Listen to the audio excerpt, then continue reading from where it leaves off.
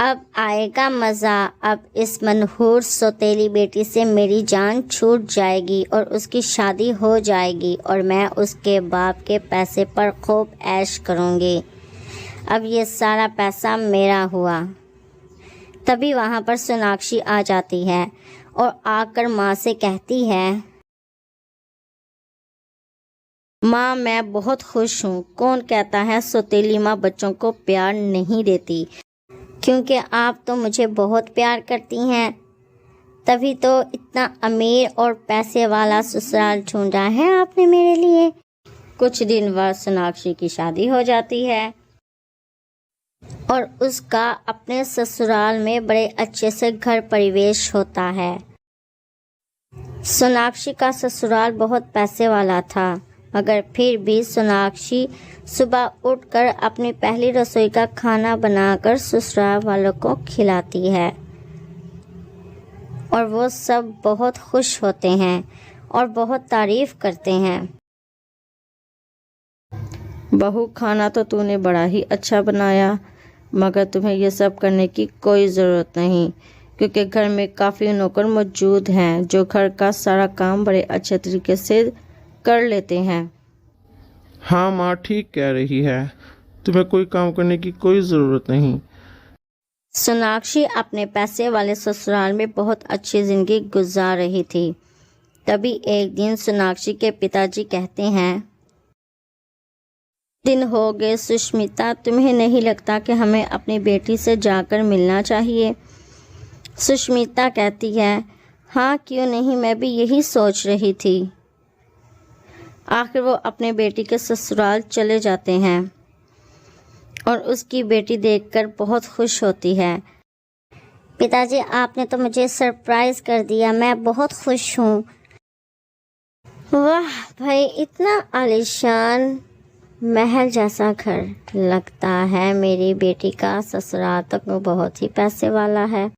उससे मेरी बेटी की शादी क्यों हो गई, काश मैं ही उसे फंसा लिया होता। कुछ देर बाद घर के सारे सदस्य अपने कमरे में चले जाते हैं। अपने प्यार का जाल हर्ष के ऊपर चलाना पड़ेगा ताकि मेरे बेटी का पति मेरा हो जाए और उसकी सारी दौलत मेरी हो जाए। अगली सुबह जब राम अपनी बेटी के ससुराल से जाने की बात करता है तो सुष्मिता जाने से इनकार कर देती है और कहती है, अभी मैं अपनी बेटी के पास कुछ दिन रुकूंगी, आप जाइए। हर्ष और सोनाक्षी ने कहा, हाँ माँ, आपका जितना जी चाहे आप यहाँ रह सकती हैं। तभी उस रात सुष्मिता हर्ष को अपने कमरे में एसी सही करने के बहाने बुलाती है और उससे लिपट जाती है और कहती है, अब ये इंतज़ार मेरे से नहीं होता। हर्ष बोला, सासू माँ कब तक ऐसे ही दूर से डोरे डालती रहोगी, अब तो मेरे से भी इंतज़ार नहीं होता। इतना कहकर वो दोनों एक दूसरे से लिपट जाते हैं। सुष्मिता अपनी गंदी नीयत के साथ अपनी बेटी के पति को फंसा लेती है। लेकर सोनाक्षी के पाँव के नीचे से ज़मीन निकल जाती है और कहती है, माँ को ज़रा भी शर्म नहीं आई कि पैसा देकर अपनी ही बेटी की सौतन बन गई। अब मैं हर्ष को बताऊंगी एक्स्ट्रा मैरिज फेयर क्या होता है। अब सोनाक्षी भी अपने बॉयफ्रेंड के साथ सड़कों पर घूमने लगती है। एक दिन तो उसने हद कर दी, वो अपने बॉयफ्रेंड को अपने घर ले गई और अपने कमरे में लेकर चली गई।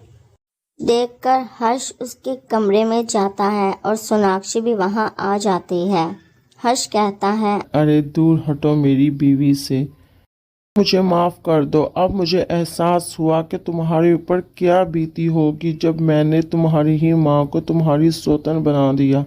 मुझे अपनी गलती का एहसास हो गया है। सुष्मिता अब तुम यहाँ से जा सकती हो और आइंदा मुझे कभी अपनी शक्ल मत दिखाना। हर्ष सुष्मिता को घर से बाहर निकाल देता है। अब सुष्मिता अपनी बेटी के पैसे वाले ससुराल से अपना बोरिया बिस्तर बांधकर अपने घर आ जाती है। उसका पति बोला, क्यों आई हो यहाँ? मुझे सब पता चला है। तुम मेरी पीठ पीछे क्या कर रही थी। अब मेरी जिंदगी में तुम्हारे लिए कोई जगह नहीं। सुष्मिता अपनी गंदी नीयत की वजह से सब कुछ गवा देती है और अकेली रह जाती है। Please like and subscribe.